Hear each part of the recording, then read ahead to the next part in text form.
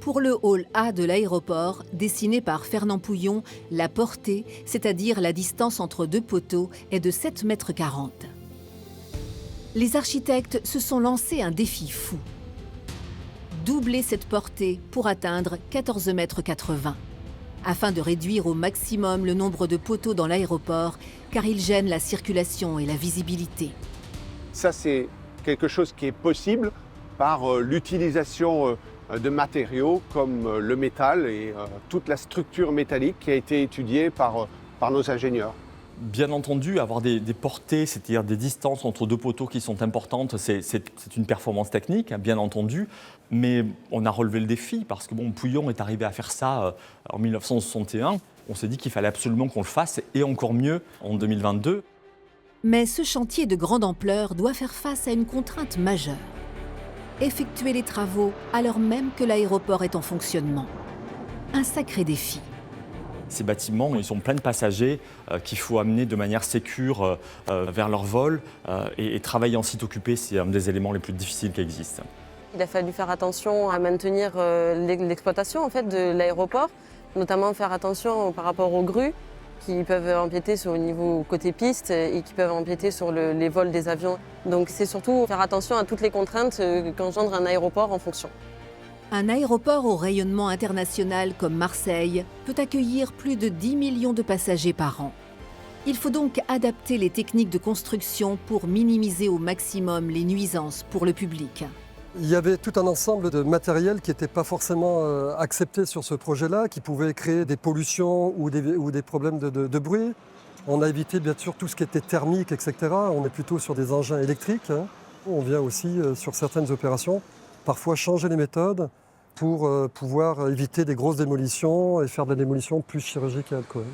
Il faut faire preuve, je dirais, d'ingéniosité, trouver des nouveaux cheminements par les passagers, les faire des fois un peu plus monter, un peu plus descendre, créer des nouvelles passerelles pour faire en sorte, une fois encore, que le passager soit le moins gêné possible par le chantier. Autre difficulté considérable, le lieu choisi pour le chantier n'est pas un espace vierge. Il faut travailler avec l'existant et raccorder les différents bâtiments. Donc on imagine très bien derrière moi le bâtiment existant, le neuf se raccorde dessus, il faut démolir la totalité de la façade, ce n'est pas une opération anodine et ça va se faire par phases successives qu'on attaque d'ailleurs à partir de ce mois-ci et c'est pratiquement une opération qui va durer 15 mois. On a mis des éléments sur les bâtiments existants qui permettent de contrôler que les bâtiments ne subissent pas de défauts suite aux différentes durations qu'on peut apporter en faisant des travaux. Les différentes parties qui composent l'aéroport ont été construites au fil du XXe siècle. Et les anciennes constructions réservent parfois des surprises. Les premières difficultés, c'est que tous ces bâtiments, ils sont issus de périodes, de modes constructifs, de techniques extrêmement différentes.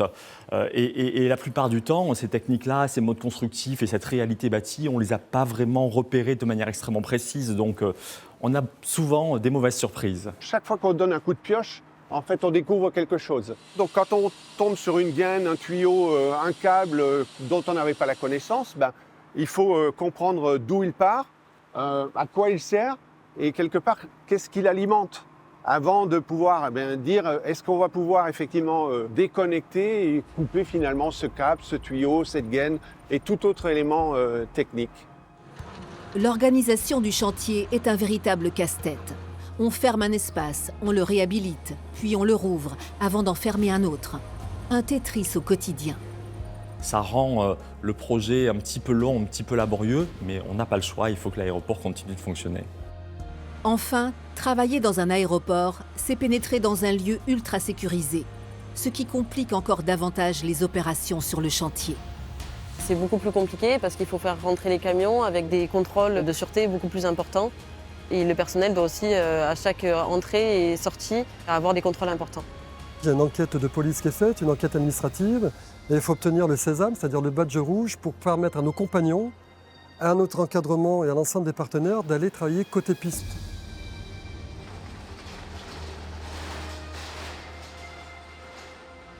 Pour accompagner la métamorphose de l'aéroport, un nouveau tri-bagages est construit. Il va remplacer les 3 autres tri-bagages qui existaient à l'origine.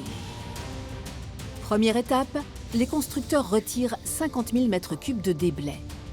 Deuxième étape, ils construisent en sous-sol un cube géant de 7000 m² avec une hauteur sous plafond de 9 mètres et des parois en béton armées d'une épaisseur de 60 cm.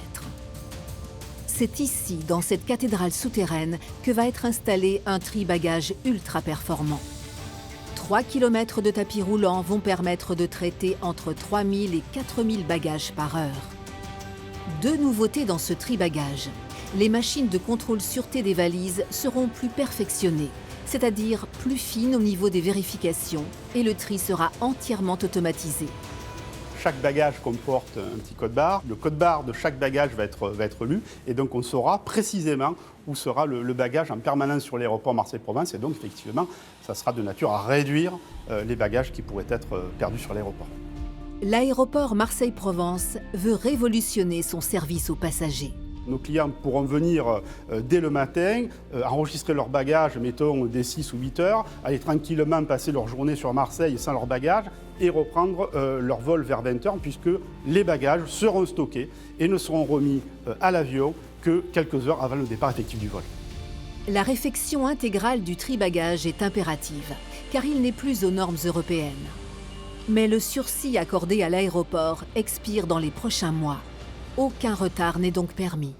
Si jamais on ne répond pas à cette contrainte-là, il faudra, dans les faits, que chaque bagage soit traité manuellement, c'est-à-dire virtuellement impossible. L'aéroport devra fermer. La course contre la montre est lancée. L'objectif des architectes, avec ces travaux XXL, c'est de changer complètement l'expérience passager et de concevoir un aéroport compréhensible avec des axes de circulation clairs pour que les voyageurs se déplacent plus facilement. On avait 3 ou 4 zones d'enregistrement, 3 ou 4 zones d'embarquement. Tout ceci va être regroupé dans une zone unique qui va amener de la simplicité, de la lisibilité et de la qualité de service à nos clients.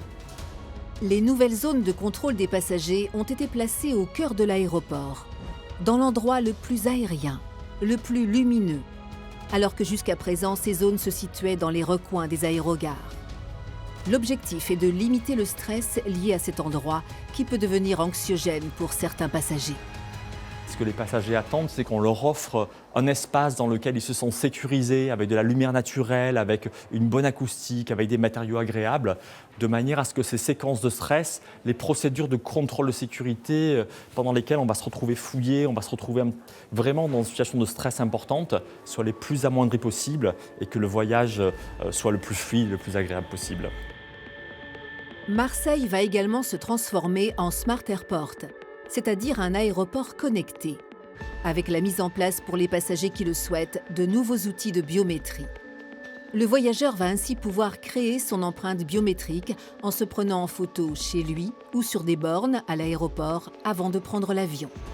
Et ensuite, une fois que ce process est réalisé, le passager, pour passer toutes les étapes sur l'aéroport, que ce soit l'enregistrement, l'embarquement ou la sûreté, il n'aura plus à sortir aucun papier et il suffira uniquement de prendre son empreinte biométrique, ce qui va grandement, effectivement, faciliter son cheminement dans notre aérogare.